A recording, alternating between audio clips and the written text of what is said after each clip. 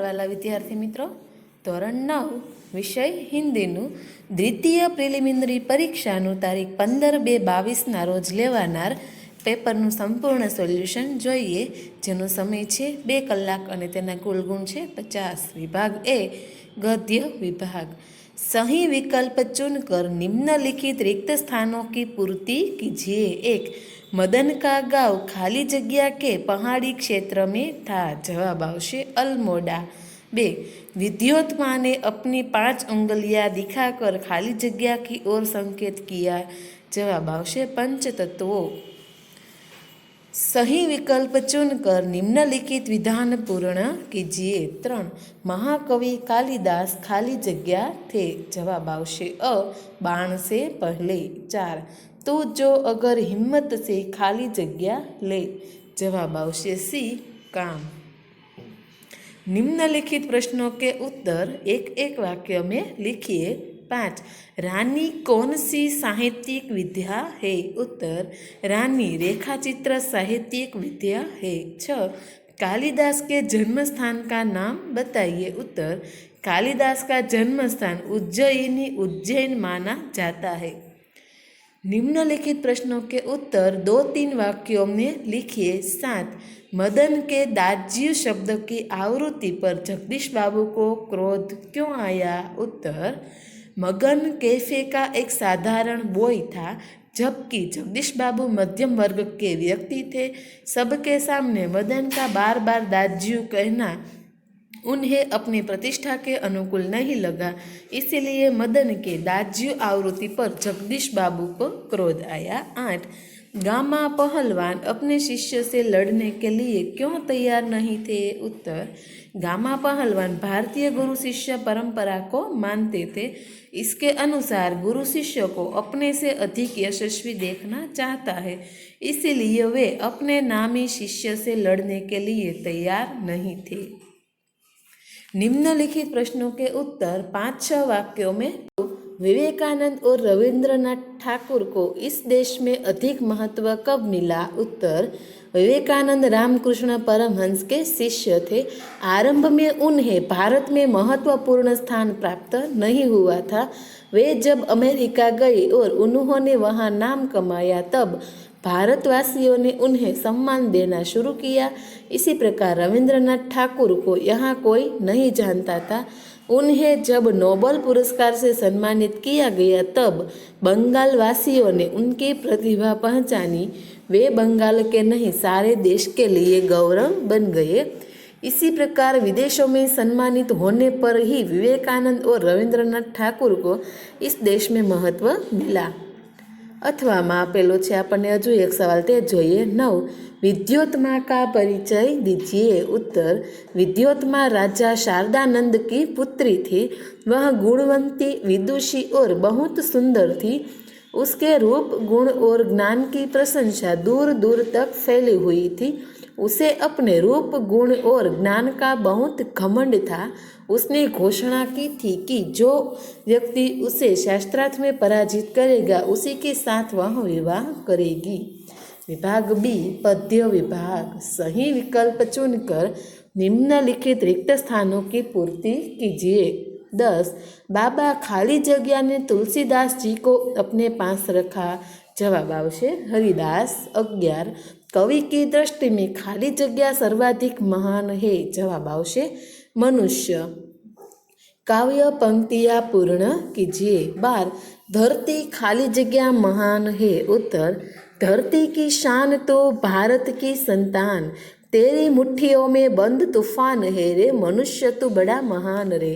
निम्नलिखित प्रश्नों के उत्तर एक एक वाक्य में लिखिए। 13. आर्य किन किन विषयों में आचार्य थे। उत्तर, आर्य सभी तरह की विद्याओं तथा कला कौशल में आचार्य थे। 14. धरती की शान कविता के रचयिता कौन है। उत्तर, धरती की शान कविता के रचयिता पंडित भरत व्यास है। निम्नलिखित प्रश्नों के उत्तर 2-3 वाक्यों में लिखिए। 15. तुलसीदास ने भगवान के कौन कौन से गुण बताए हैं। उत्तर, तुलसीदास जी कहते हैं कि भगवान अत्यंत दयालु, दानी और पाप हरता है। वे अनाथों के नाथ, दुखियों के दुख दूर करने वाले तथा सब तरह से हितैषी है। 16 मनुष्य को कौन सा वरदान मिला है? उत्तर मनुष्य की आत्मा में स्वयं भगवान रहते हैं, इसलिए उसके प्राणों को अमरता का वरदान मिला है। निम्नलिखित प्रश्नों के उत्तर 5-6 वाक्यों में लिखिए। 17 तुलसीदास ने अपने और भगवान के बीच कौन कौन से संबंध जोड़े हैं, क्यों? उत्तर तुलसीदास किसी भी रूप में भगवान से जुड़े रहना चाहते हैं, इसलिए वे कहते हैं कि भगवान दयालु है तो वह दीन अर्थात दया के पात्र है। यदि प्रभु दानी है तो तुलसीदास जी भिखारी है। प्रभु पापों का नाश करते हैं तो तुलसीदास जैसा कोई पापी नहीं। प्रभु अनाथों के नाथ है तो तुलसीदास जी जैसा कोई अनाथ नहीं। यदि प्रभु दुख दूर करते हैं तो तुलसीदास जी जैसा कोई दुखी नहीं है।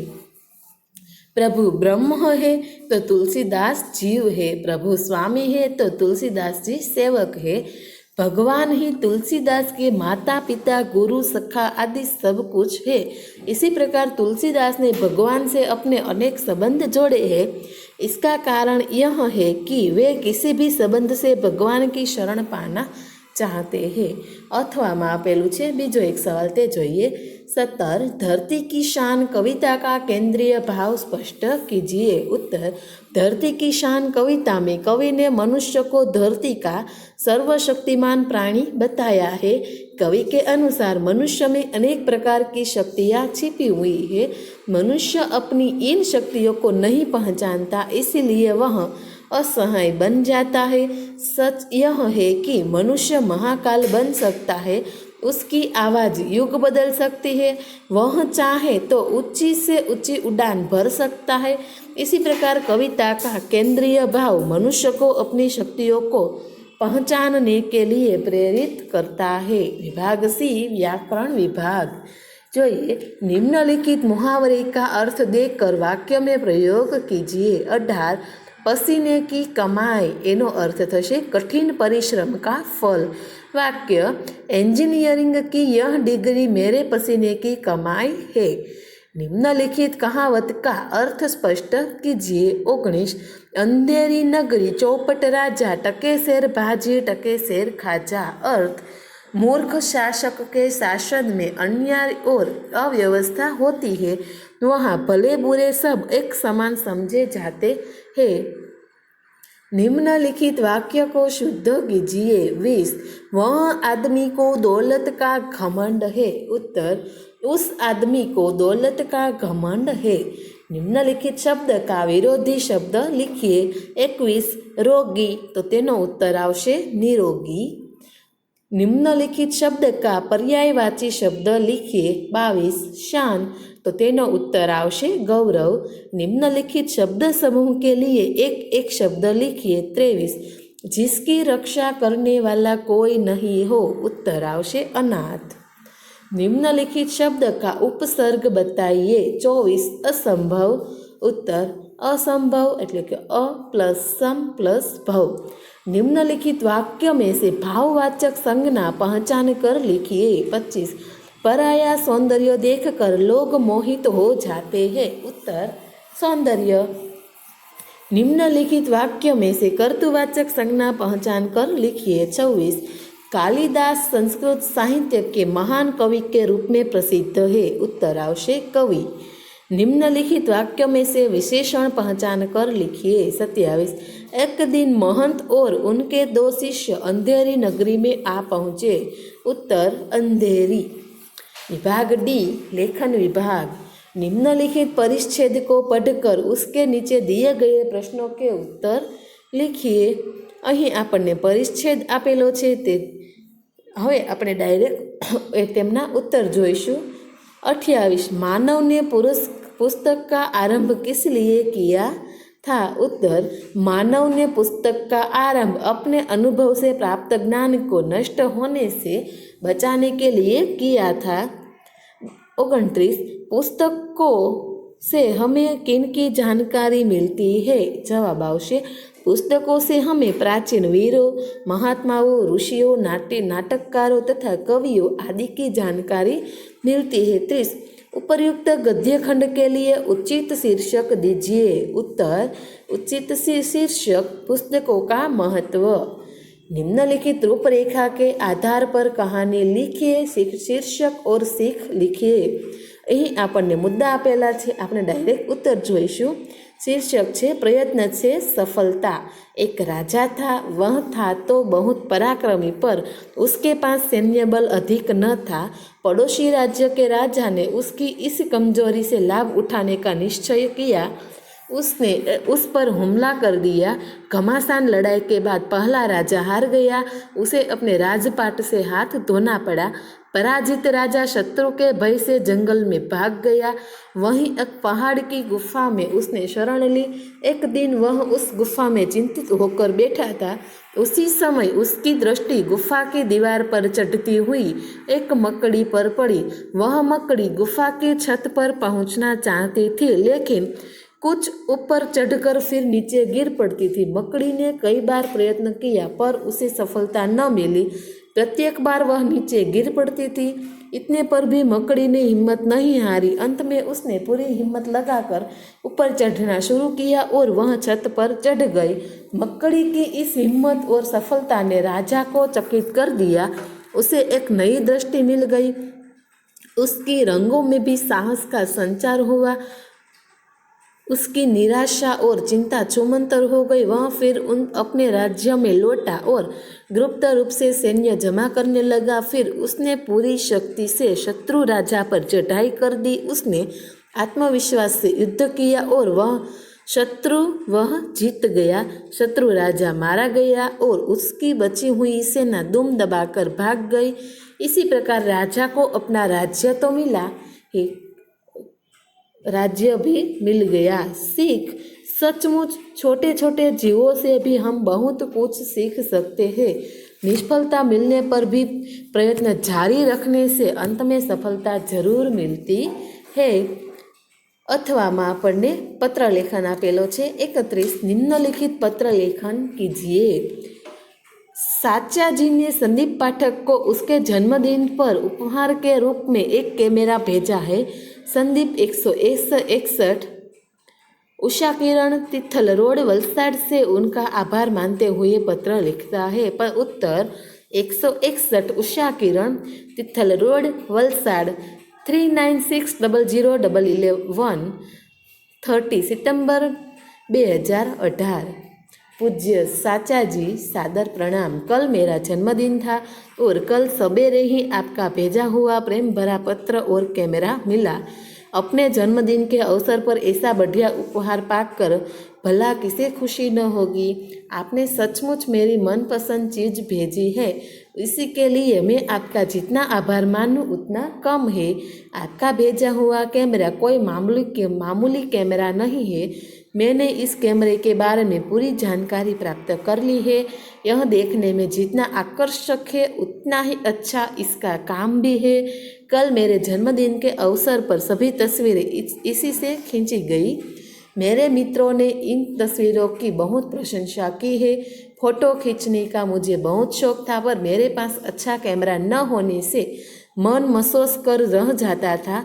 अब आपने मेरा यह शौक पूरा कर दिया है। अब मैं मन चाहे दृश्यों और विशेष अवसरों के चित्र इस कैमरे से ले सकूँगा। आपके इस स्नेहपूर्ण उपकार के लिए मैं आपका फिर से आभार मानता हूँ। साचा जी को मेरा प्रणाम। नन्हे चीकू को ढेर सारा प्यार। आपका प्यारा भतीजा संदीप पाठक 158। 32 निम्नलिखित विषय पर लगभग 100 शब्दों में निबंध लिखिए। જેના કુલ ગુણ છે 6। पुस्तकालय मुद्दा आपेला છે, આપણે उत्तर જોઈશું। मनुष्य के जीवन में ज्ञान का बहुत महत्व है। शिक्षा के रूप में स्कूलों और कॉलेजों में विद्यार्थियों को ज्ञान दिया जाता है। संतों को प्रवचनों से भी हमें ज्ञान मिलता है, पर इस मामले में पुस्तकालयों की भूमिका निराली है। पुस्तकालयों को तो ज्ञान का भंडार ही कहना चाहिए। पुस्तकालय सरस्वती के पवित्र मंदिर है। पुस्तकालयों में धर्म, साहित्य, विज्ञान, अर्थशास्त्र, राजनीति, कला, दर्शन शास्त्र आदि विभिन्न विषयों की पुस्तकें होती है। उनमें अनेक संदर्भ ग्रंथ और शब्दकोश भी होते हैं। बड़े से बड़े धनवान व्यक्ति के लिए भी इतनी सारी पुस्तकें खरीदना या अपने घर में रखना संभव नहीं होता। पुस्तकालयों में बैठकर पढ़ने की सुविधा भी होती है। पुस्तकालयों में अनेक दैनिक, साप्ताहिक पत्र एवं मासिक पत्रिकाएं आती है। कोई भी व्यक्ति वहां बैठकर इन सबको पढ़ सकता है।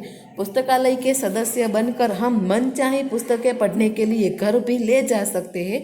पुस्तकालय ऐसी ज्ञान गंगा है जिसमें कोई भी डुबकी लगा सकता है। फुर्सत का समय पुस्तकालय में बिताने से हमें बहुत लाभ होता है। वहाँ रखी महान लेखकों की पुस्तक हमें ज्ञान के साथ साथ मनोरंजन भी प्रदान करती है। कहानियाँ और उपन्यास पढ़ने से मन हल्का हो जाता है।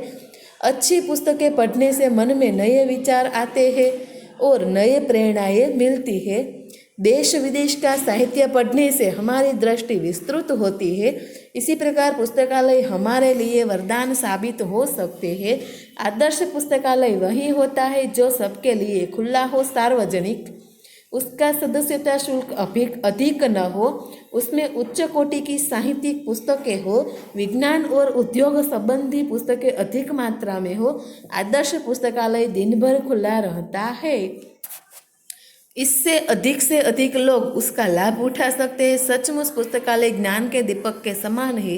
भारत जैसे विकासशील देश में गांव गांव में पुस्तकालय होने चाहिए। पुस्तकालयों के प्रकाश से ही अज्ञान का अंधेरा दूर हो सकता है। અથવામાં આપેલું છે વૃક્ષારોપણ। અહીં મુદ્દા આપેલા છે, આપણે ડાયરેક્ટ ઉત્તર જોઈશું। प्राचीन काल से ही वृक्ष मनुष्य के मित्र है रहे हैं। वृक्षों से मनुष्य को अनेक लाभ होते हैं। वृक्षों की अधिकता लोगों के सुख, सौभाग्य और समृद्धि की निशानी मानी जाती है। इसीलिए वृक्षारोपण की महिमा बताई गई है। हमारे देश में पिछले कई वर्षों से वृक्षों की अंधाधुंध कटाई होती रही है। इसके कारण आज बड़े बड़े जंगल साफ हो गए हैं और वृक्षों की सघनता में बहुत कमी आ गई है। वृक्षों के अभाव से वर्षा की मात्रा कम हो गई है। अब ज़्यादा से ज़्यादा वृक्ष लगाने की कोशिश की जा रही है। नया वृक्ष लगाकर उसकी देखरेख करना किसी बच्चे को गोद लेकर उसका पालन पोषण करने के बराबर है। वृक्षारोपण को एक पुण्य कार्य माना गया है। वृक्षारोपण से अनेक लाभ होते हैं। वृक्षों के बढ़ने और फूलने से निर्जन स्थान भी हरे भरे और सुंदर बन जाते हैं। वृक्षों की हरियाली मन को प्रसन्नता से भर देती है। वृक्षों की शीतल छाया गर्मी की दोपहर में सुख शांति प्रदान करती है।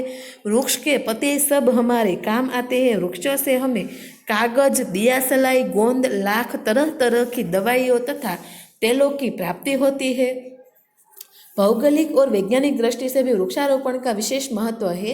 वृक्षों से वायुमंडल शीतल व शुद्ध बनता है। वृक्षों के आकर्षण से ही बादल खींचे चले आते हैं, जिससे बरसात होती है। खेत के चारों ओर पेड़ लगाने से खेत की मिट्टी की रक्षा होती है। नदी के किनारे लगाए गए पेड़ उसके किनारों के कटाव को रोकते हैं। सड़कों के किनारे पेड़ लगाने से सड़कों की शोभा बढ़ती है और राहगीरों को सुखद छाया मिलती है। वृक्षारोपण हमारा परम कर्तव्य है। वृक्ष लगाकर हम अपनी और समाज की सेवा करते हैं। वृक्षारोपण द्वारा प्राणी जीवन को स्वस्थ, सुंदर और सुखमय बनाया जा सकता है। वृक्ष हमारे जीवन की प्रथम आवश्यकता है। वे हमारे जीवन के मूलाधार है। इसीलिए प्रतिवर्ष वृक्षारोपण को हमें एक महत्व के रूप में मनाकर प्रकृति का आशीर्वाद पाना चाहिए। थैंक यू मित्रों।